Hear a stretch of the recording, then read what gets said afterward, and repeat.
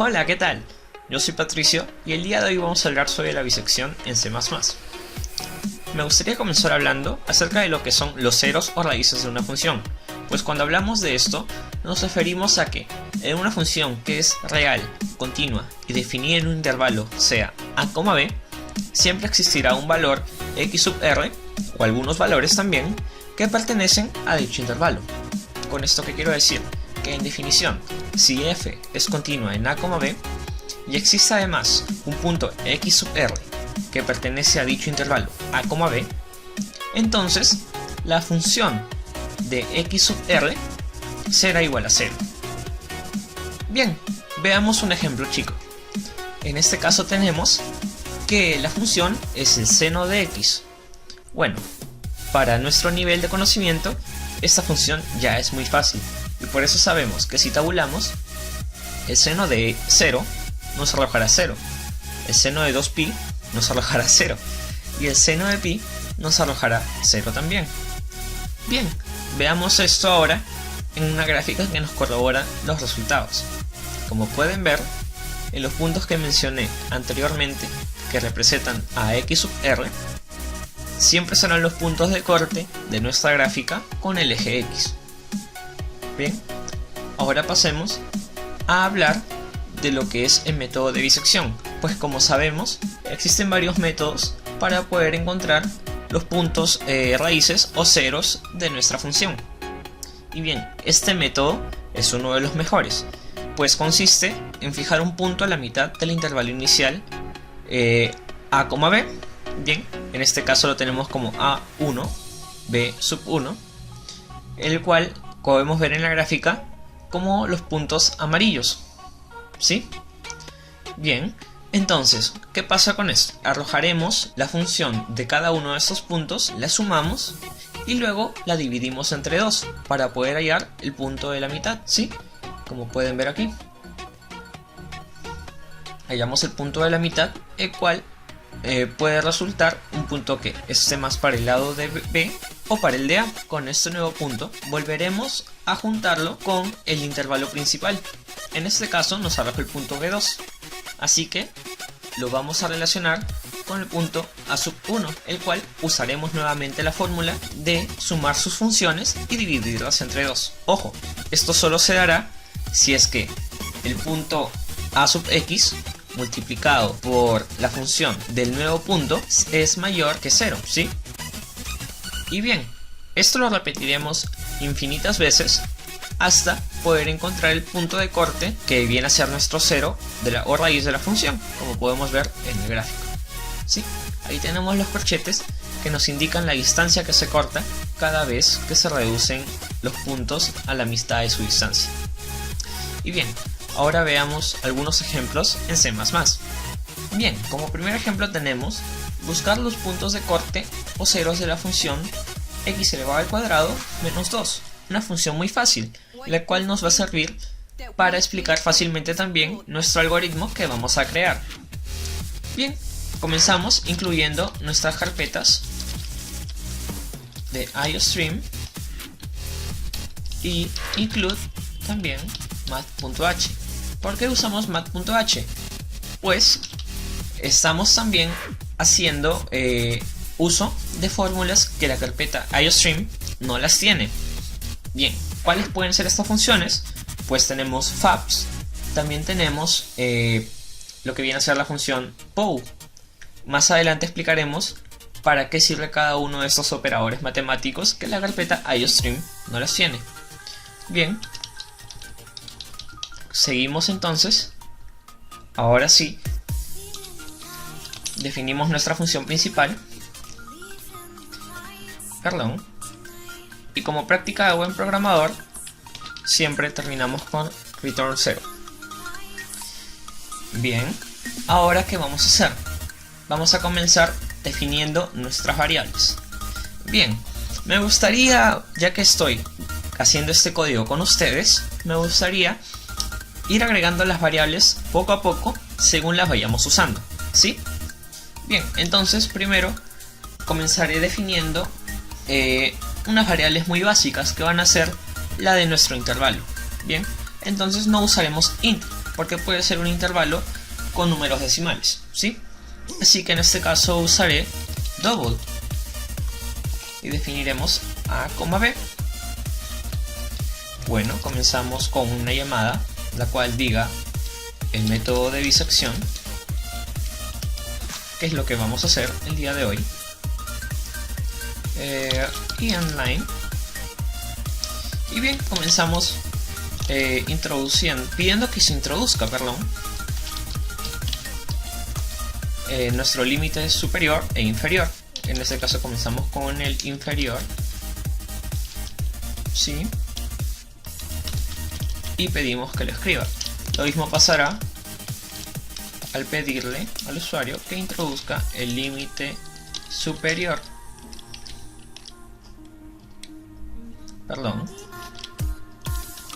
Y lo escriba. ¿Sí? Bien, ahora también pediremos que se introduzca un máximo de repeticiones, pues como sabemos, si no ponemos un límite, este proceso se realizará miles de veces o infinitas veces, para ser más exactos. Y bien, eso no nos conviene, pues el programa nunca parará de ejecutarse. Entonces vamos a hacer que el usuario coloque y defina su número máximo de repeticiones. En este caso le haremos el nombre de repetición máxima, ¿sí? Entonces introduzca el número máximo de repeticiones. Y bien, como dije anteriormente, le ponemos como nombre de la variable repetición máxima, ¿sí? Y bien, este número de repeticiones no será del tipo double, sino será del tipo entero, pues no podemos tener 2,5 repeticiones. ¿Me dejo entender? Bien, entonces definimos repetición max y continuamos, ¿sí? Bien, ahora ¿qué más podemos pedirle al usuario? Le pediremos que introduzca el error mínimo de cálculo. Pues algo que se me pasó mencionar es que en este método, siempre que tengamos problemas, debemos dar por lo menos un error mínimo, una distancia mínima de este punto al eje X, pues si no, el programa se va a ejecutar hasta que llegue al cero absoluto, y para ese entonces se repetirá el proceso muchas veces, y en algunos casos, si los rangos son más grandes, se va a repetir infinitas veces también, tal que así que el programa se pueda bloquear de algún modo. Bien, entonces el error mínimo de cálculo lo vamos a denominar como error min. Y bien, una vez que ya tenemos esto, también debemos tener un contador de repeticiones actuales, el cual también podemos definirlo como una variable, repetición actual. Y bueno, este tiene que comenzar con el valor de 0 y también tiene que ser entero. ¿Esto para qué lo hago? Pues más adelante tenemos que trabajar con que este valor comience en 0 y poco a poco se vaya sumando 1 más 1. Y bien, también necesitamos una variable, nuestro x sub r. Y bien, este sí será de tipo double. Bien, ahora sí, comenzamos con lo interesante. Acá, como mencioné anteriormente en la teoría, tenemos dos casos, bueno, una condición para ser exactos, la cual nos va a llevar a dos casos. El caso será de que la función de A por la función de B tiene que ser menor o igual que 0. ¿Por qué digo esto? Pues como mencionamos anteriormente, si la función de nuestro A, o sea, de nuestro límite inferior, por el de la función de nuestro límite superior, es mayor que 0, eso nos dice que no existirán raíces en dicho en el grupo de números reales. Y bien, entonces le ponemos esto como condición, perdón. Y una vez hecho esto, comenzamos ya con lo interesante. Pues primero haremos una llamada a una tabla, ¿sí? Entonces comenzamos con nuestra repetición actual. Bien, seguimos con un tab para así darle forma a nuestra tabla, nuestro separador. También nuevamente tab, y también necesitamos que nos mencionen en qué raíz nos encontramos, ¿sí? En este caso seguimos también otro separador, y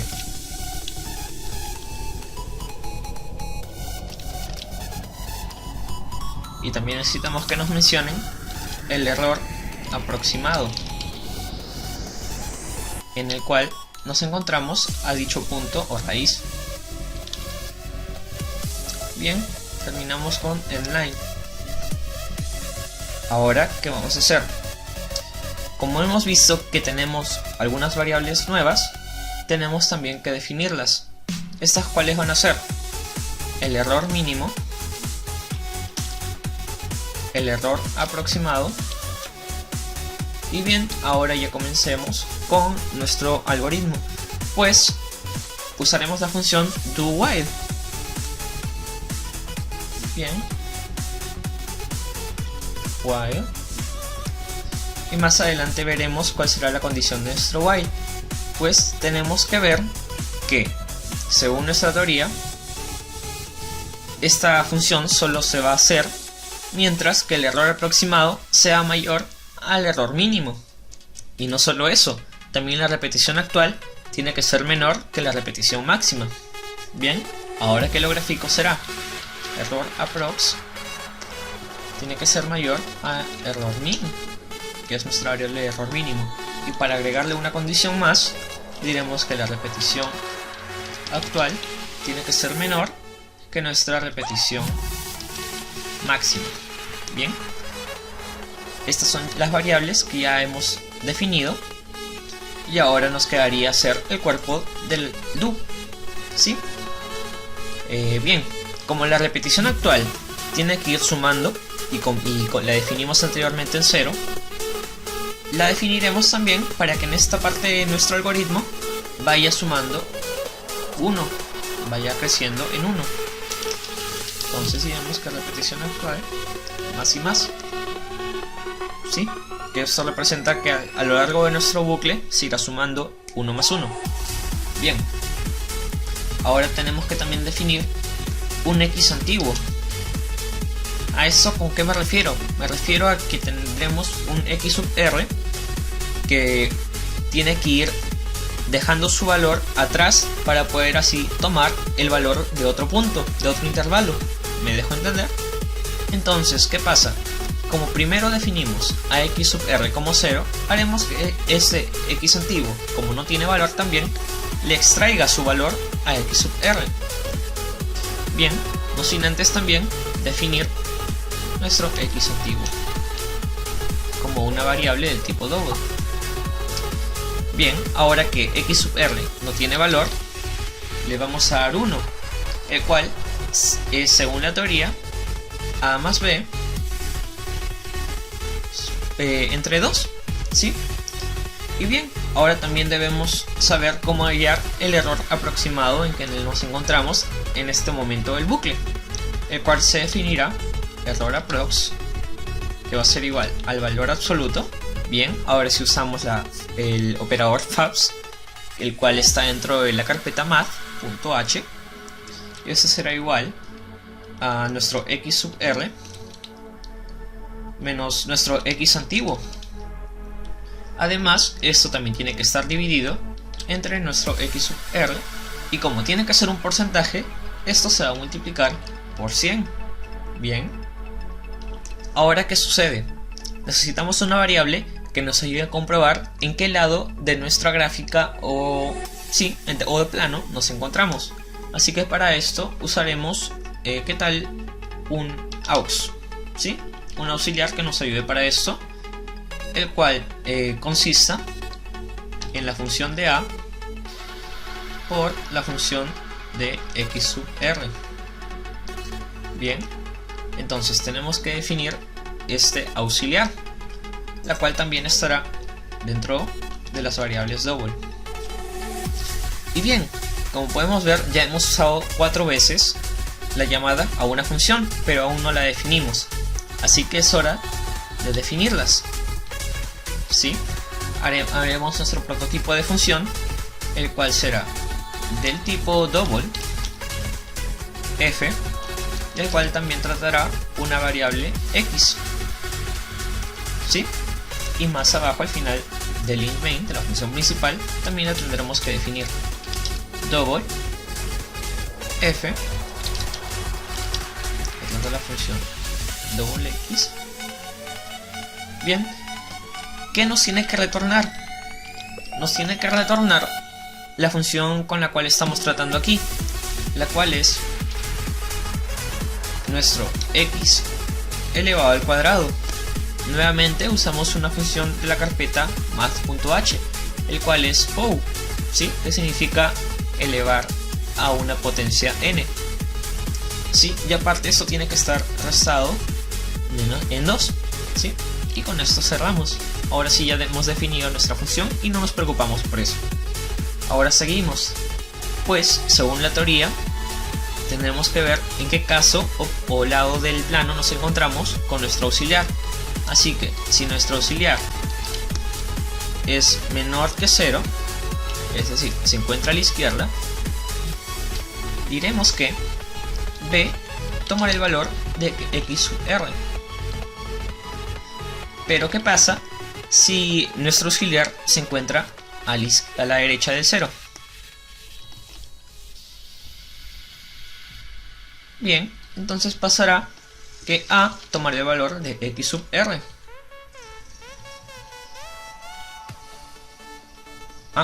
Se me olvidó colocar el else if. Y bien, ahora con else, es decir, cuando nuestro auxiliar sea igual a 0, diremos que el error aproximado es igual a 0. Aunque este es un caso muy raro y es poco probable que se dé, pues aquí terminará el algoritmo. ¿Me dejo entender? Entonces, ya tenemos todo nuestro cuerpo de la función. Ahora, ¿qué nos queda? Pues nos queda completar la tabla. Y bien, aquí usaremos un llamado. Ya casi se viene algo muy complicado y me gustaría que presten atención para que de repente no se confundan al momento de darle forma a la tabla. Primero tabulamos, como hicimos al inicio, para que no todo se encuentre muy a la izquierda. Aquí tiene que ir la variable de repetición actual. Luego, ¿qué más? La tabla nos tiene que arrojar, con 2 tabulaciones. ¿Sí? Ahora la barra de separación. Nuevamente otras 2 tabulaciones. Y definimos nuestro x sub r, ¿no? La raíz o punto en la cual nos encontramos en ese momento. Además, otra vez tenemos que separar. ¿Sí? Y finalmente nos tiene que arrojar el error aproximado que nos encontramos en ese momento también. ¿Sí? Y finalmente, para que la tabla no quede toda en horizontal, ponemos un endline. Y bien, ahora sí ya tenemos todo definido, pero ojo, nos estábamos olvidando de algo, y es que solo hemos definido cuando if trata las funciones de a por la función de b y este resultado es menor o igual que 0. Y bien, ¿qué pasa entonces cuando if nos da que el producto de estas dos funciones es mayor que 0?